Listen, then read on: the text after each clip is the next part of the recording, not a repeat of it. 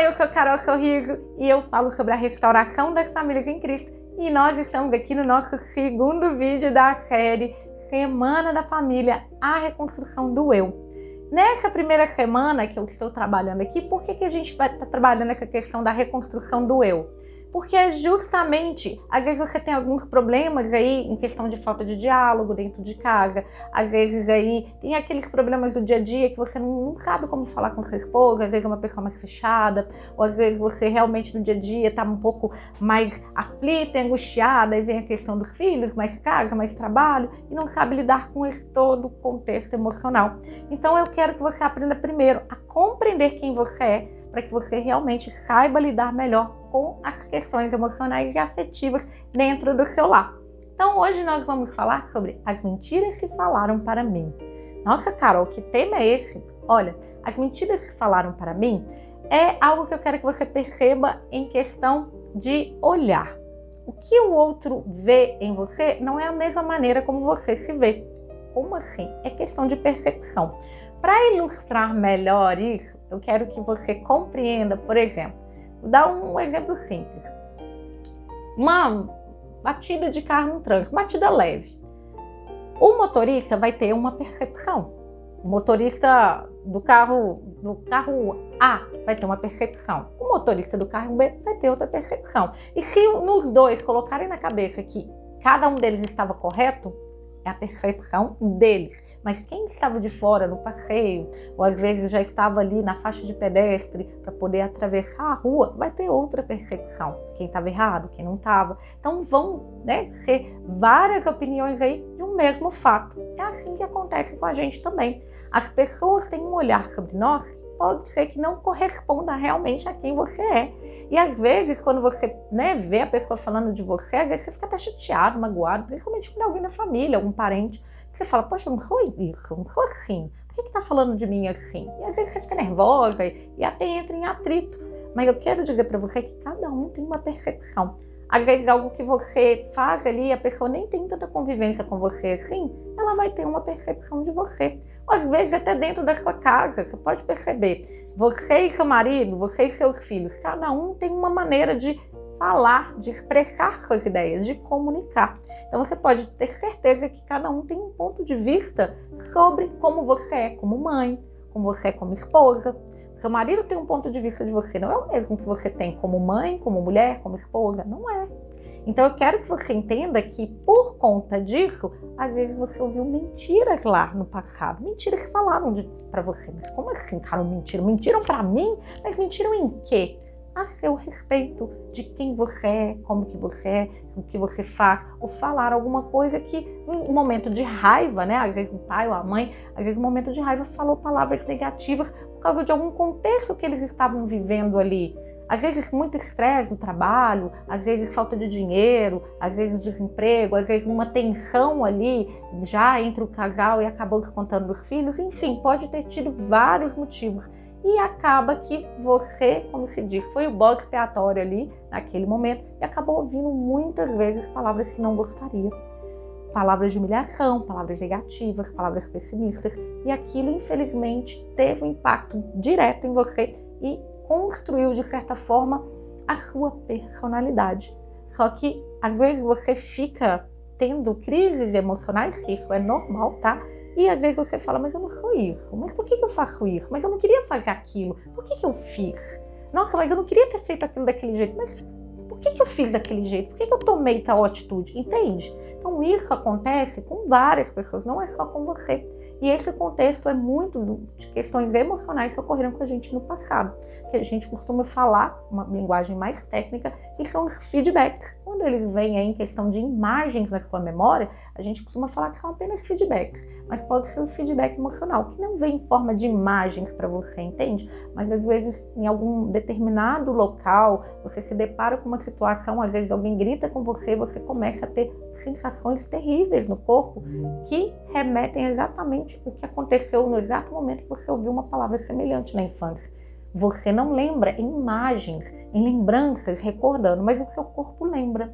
E isso impacta diretamente na forma como você vê o mundo, como se você se comunica com o mundo, na forma como você se trata. na forma como você lida consigo mesmo. Às vezes é tão forte aquilo ali que vem em forma de ansiedade, de depressão. Pode vir em forma de um estresse, de um nervosismo. Já viu aquelas pessoas que do nada, bum, de repente explode? Você falou uma coisinha e ela explodiu? Então isso aí é o que a gente chama de feedback emocional. É alguma reação que o corpo dela teve de alguma situação semelhante à que ocorreu com ela. E ela vai sentir as mesmas sensações do exato momento que aconteceu lá atrás. Isso vai voltar para ela como se estivesse ocorrendo agora. Eu não quero que você se preocupe aqui com linguagens técnicas, nem fique preocupado com essas questões de feedback ou feedback emocional. Eu quero que você compreenda o que isso impacta na sua vida. Mas eu não quero que você fique focado em palavras negativas ou coisas ruins. Não, porque a gente não muda o passado. A gente só muda o presente. Lembra que eu falei isso lá? E para que você se sinta melhor, eu vou ler aqui para você sobre o amor. Por que eu falo do amor? Por que eu sempre retomo aqui passagens bíblicas? Porque foi onde eu aprendi a curar as minhas dores interiores, os meus emocionais, aonde eu percebi que as pessoas ao meu redor, tanto no meu trabalho quanto na minha casa, até as pessoas que eu atendo em palestras, cursos, enfim, que eu dou mentorias aí, as pessoas começaram a se sentir melhor quando eu comecei a trazer para elas a cura interior.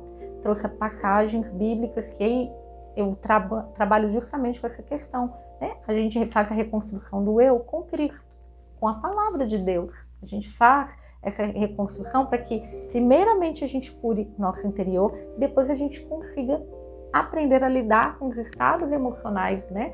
Do contexto familiar, marido, esposa, filhos. Para facilitar tudo, a gente precisa primeiro cuidar e aprender a se amar, para amar o outro, para ouvir o outro, para dar oportunidade para o outro. Porque muitas vezes você não teve essa oportunidade na sua vida. Ninguém nasce com um manual aí dizendo, olha, como é ser esposa, como é ser marido, como é ser um filho. Não existe isso. É no dia a dia. E muitas vezes ocorrem situações ali que adentram em nosso coração, primeiro em nossos ouvidos, às vezes vendo também, e fica no nosso coração escondido ali. Mas são coisas que o nosso corpo reage, a nossa mente reage, porque o nosso corpo ele é um só e ele pode guardar, né? Eu costumo dizer que são rastros dos traumas afetivos familiares, mas que você pode curar tudo isso com amor, com Deus. E aí a gente vai entrar no amor. Você vai pegar lá a passagem de 1 Coríntios capítulo 13 e vai meditar nessa parte. Ainda que eu fale as línguas dos homens e dos anjos, se eu não tenho amor, sou como sino ruidoso ou como símbolo estridente. Ainda que eu tenha o dom da profecia, o conhecimento de todos os mistérios e de toda a ciência, ainda que eu tenha toda a fé, a ponto de mover montanhas, se eu não tenho amor, eu nada sou. Ainda que eu reparta todos os meus bens, ainda que eu entregue meu corpo a chamas, se eu não tenho amor, nada disso me adianta. O amor é paciente, prestativo é o amor. Não é invejoso, não se vangloria, não se incha de orgulho, não falta com respeito, não é interesseiro, não se irrita, não planeja o mal, não se alegra com a injustiça, se alegra com a verdade. Tudo desculpa, tudo crê, tudo espera, tudo suporta. O amor nunca acabará. As profecias desaparecerão, as línguas cessarão. O conhecimento desaparecerá, pois conhecemos em parte e profetizamos em parte. Mas quando chegar à perfeição, o que é parcial desaparecerá. Quando eu era criança, falava como criança, pensava como criança, raciocinava como criança. Quando me tornei adulto, abandonei as coisas de criança, pois agora vemos por reflexo, em espelho, mas depois veremos face a face. Agora conheço em parte, mas depois conhecerei, tal como sou conhecido. Agora permanecem a fé, a esperança e o amor. Essas três coisas, a maior delas é o amor. Gente, palavra do Senhor, graças a Deus. Eu acho lindo essa passagem porque se a gente começa a refletir sobre o amor, a gente começa a compreender que muitos problemas emocionais foram causados pela falta de amor. E essa falta de amor fez com que as palavras negativas adentrassem em nossos ouvidos e penetrassem profundamente em nosso coração. Isso faz com que haja, às vezes, uma desconstrução do eu, onde você simplesmente se sente, às vezes, triste e ninguém te entende, fala que é bobagem, né? Ansiedade, depressão. Quantas pessoas falam isso? Ah, deu atestado ali, é frescura. Não é frescura. A dor emocional, ela é muito forte.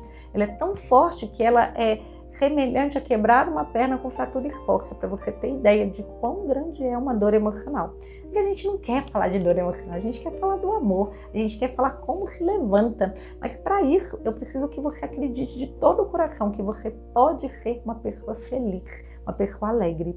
Porque nenhuma palavra negativa pode sobrepor o amor, pode sobrepor a verdade, pode sobrepor a fé. Quando a gente sente esse amor de Deus, essa cura dentro do nosso coração, a gente percebe que a gente consegue simplesmente olhar para o nosso passado e dizer tchau. Hoje eu sei quem eu sou. Se um dia fizeram isso comigo, falaram tal coisa comigo, essa não sou eu mais. Essa aí foi uma casca, uma sombra do meu passado. Agora eu sei quem eu sou neste momento, porque Deus me cura, Deus me ama, Deus me quer e Ele me fez perfeito, me fez perfeita. E Ele verdadeiramente quer que eu realmente saiba quem eu sou, não o que falaram de mim, né? Não aquelas mentiras que disseram sobre mim, mas verdadeiramente quem eu sou. E para você entender um pouco dessa questão das mentiras que falaram para mim, eu trouxe um livro que ele é até da literatura infantil, chama Era Urso. É um livro que eu falo que não tem nada de infantil, porque ele traz justamente essa questão, né, da perda da personalidade. De tanto que falaram que ele não era um urso, ele acaba acreditando que não é. E essa história, depois que você tiver a oportunidade, né, na biblioteca lá da escola do seu filho, se tiver, ou às vezes até olhar na internet e comprar, vale a pena, porque é um livro que eu falo que ele é para a vida, porque ele realmente faz uma reflexão muito forte. E o que é essa história, Carol? A história de um urso, que ele vivia numa floresta muito linda, né? E aí, na época que estava chegando aí o inverno, estava no outono, ele viu os gansos voando. É claro que o livro foi feito por um americano, então a gente não vê essas coisas aqui no Brasil, igual patos que voam, não tem isso aqui, né? Mas enfim, então ele via, assim, sempre quando estava se aproximando o inverno, era quando ele percebia que ele tinha que procurar uma caverna para poder se refugiar do frio. E isso já era algo que ele sempre fazia. Só que num determinado momento, ele estava ali vendo os gansos ali, e ele percebe um tanto de homens ali, entrando na floresta, medindo, fazendo cálculos. Ele não entendeu nada, era muita gente ali. Foi ficando mais frio, ele entrou na caverna e dormiu, hibernou. E quando ele acorda dessa hibernação, ele não reconhece mais a floresta. Cadê a floresta? Cadê os bichos, as flores, as plantas, as árvores? Cadê? E ele, assustado com aquele cenário, né? Ele começa a andar. E ele se depara com um lugar que é cheio de chaminés, soltando, né, fumaças pretas. Aí aqui ele fala um pouco da Revolução Industrial, então por isso eu falo que não é um livro tão infantil, tá? E aí aquelas chaminés, ele chega ali, né, perto, aquela grade, e aí vem o vigia perguntando o que ele estava fazendo no pátio, que ele tinha que tomar banho, trocar de roupa, fazer a barba, né, para poder trabalhar. E ele disse, mas eu sou um urso. E o vigia fica irritado com ele e fala para ele, olha, esse vagabundo, você tem que trabalhar. E aí ele fala, mas eu sou um urso, eu não trabalho. E aí o vigia leva ele para o chefe, e o chefe vai e fala, olha, o vigia acabou de me falar que você não queria trabalhar, vai tomar banho, você está fedendo, você precisa trocar de roupa, você precisa colocar um uniforme para poder trabalhar, seu preguiçoso e tal. E aí ele continua afirmando, mas eu sou um urso. E aí o chefe fica com raiva, leva ele no gerente e acontece a mesma situação até chegar aí no presidente da empresa. Só que ele passa pelo vigia, pelo chefe, pelo gerente, pelo diretor, pelo vice-presidente e depois até o presidente. E sempre afirmando que ele era um urso e todos eles chamando ele de vagabundo, falando que ele não queria trabalhar, que ele estava fedendo, que ele precisava trocar de roupa, fazer a barba, enfim, ficar apresentável para trabalhar. E aí o presidente já estava irritado com aquela situação, pega o carro e entra todos eles no carro. E ele fala, se você realmente é um urso, você tem que estar num circo ou num zoológico. Então vamos lá para realmente ver se você é um urso. E eles chegam aí no zoológico e aí tá lá, né, ursos, macho, fêmea e filhotes na grade. E aí o presidente pergunta para os ursos, né, Ele diz que é um urso. Ele é um urso? E eles dizem, como é que os outros ursos estão na grade dentro do zoológico, dizem, claro que não. Se ele fosse um urso, ele estaria aqui conosco. E falam, isso é desculpa para não trabalhar. Vá trabalhar, vagabundo. Você precisa tomar um banho, trocar de roupa e se arrumar para ir trabalhar. E o urso continua dizendo, mas eu sou um urso.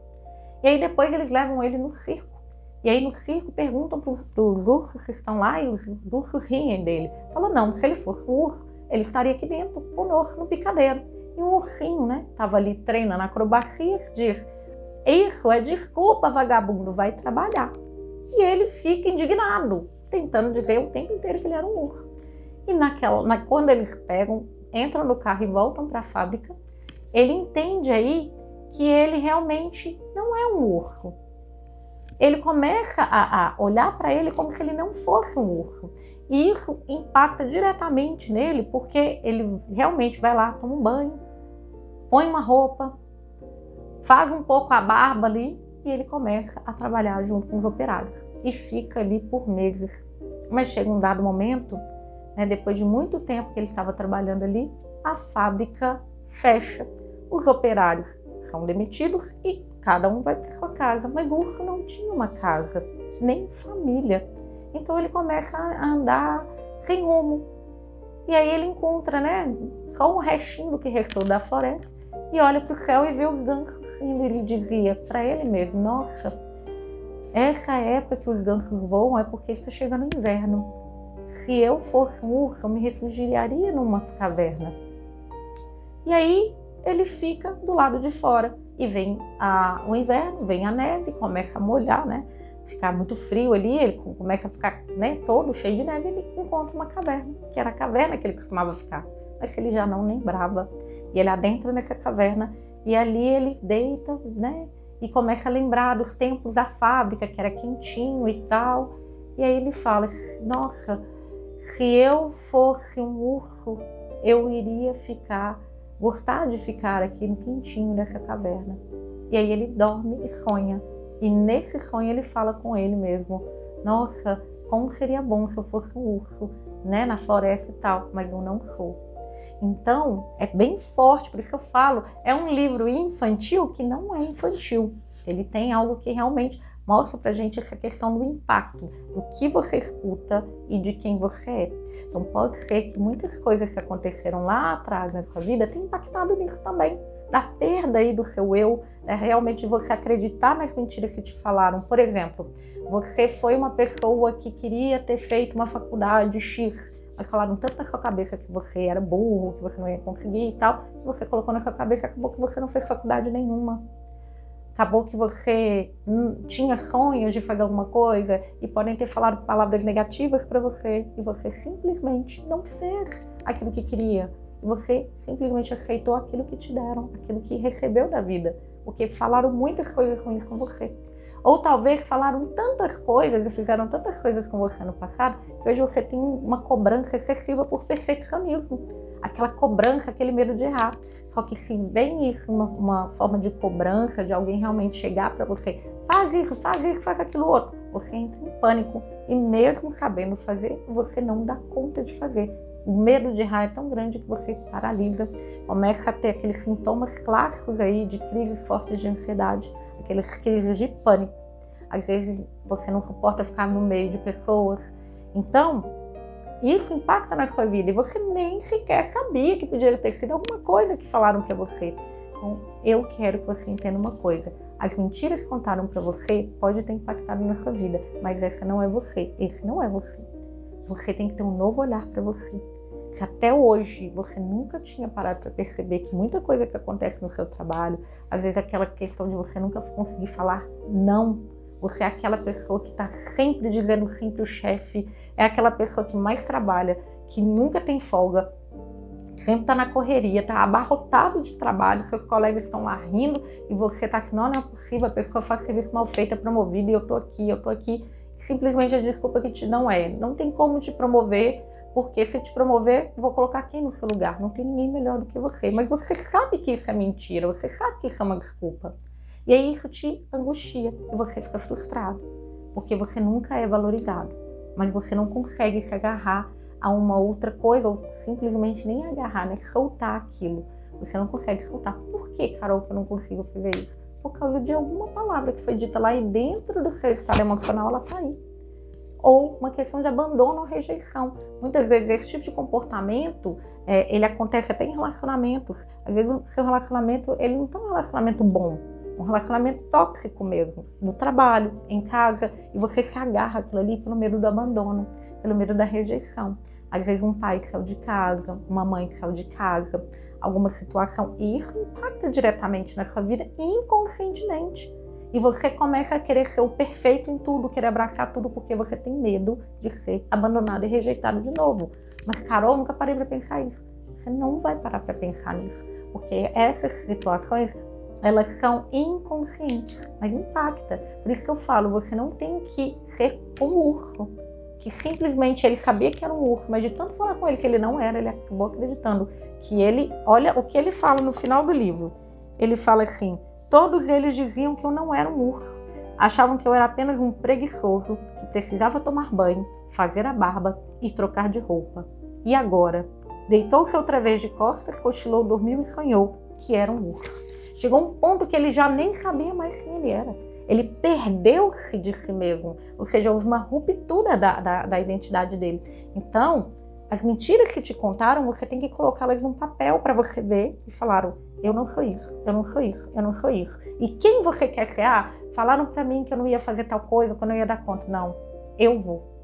Já ouviu histórias de pessoas com 70, 75 anos? Já vi casos até, saiu no jornal, uma senhora de 80 anos que conseguiu concluir o curso de medicina, porque ela falou que a vida inteira falaram com ela que ela não poderia ser médica, porque mulher não poderia ser médica na época dela, isso era profissão para homens, que ela não poderia, que a vida dela era ser dona de casa e pronto, acabou.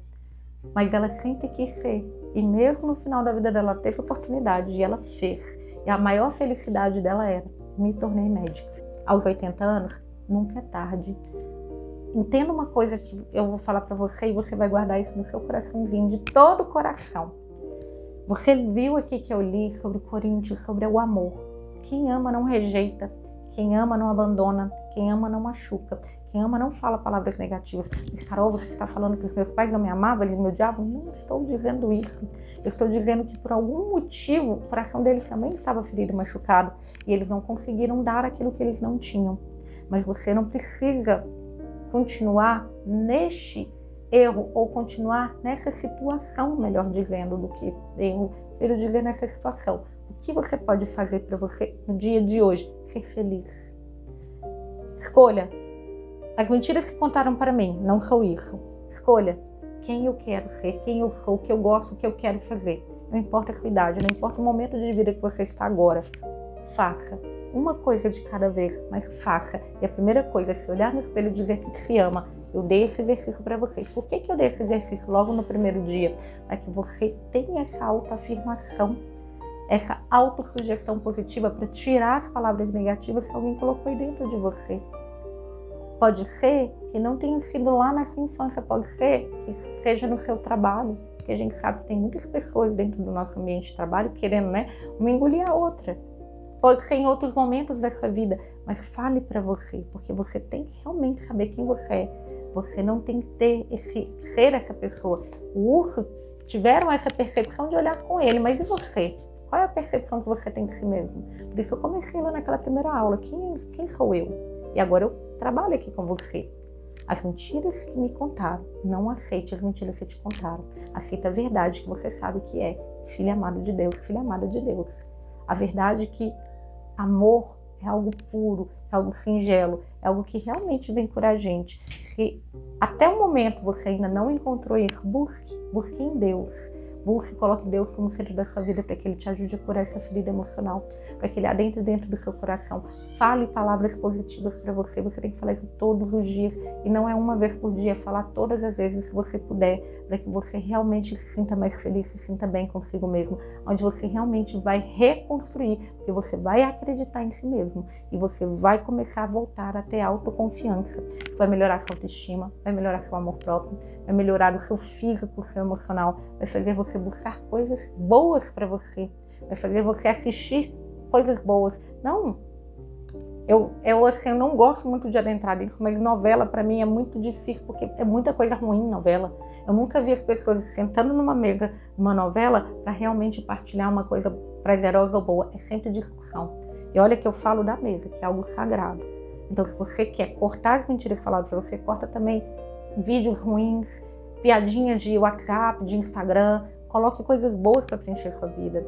Vá em sites de, né, se você é católico, tem tantos padres, né, com músicas, com orações, tantas coisas boas. Se você é evangélico, também tem muitas coisas, busque coisas que edifiquem você, não aquilo que continua te deixando triste, porque a tristeza, a depressão, ela entra pelo ouvido. E se algo te impactou lá no fundo, também pode estar continuando pelas coisas que você continua ouvindo.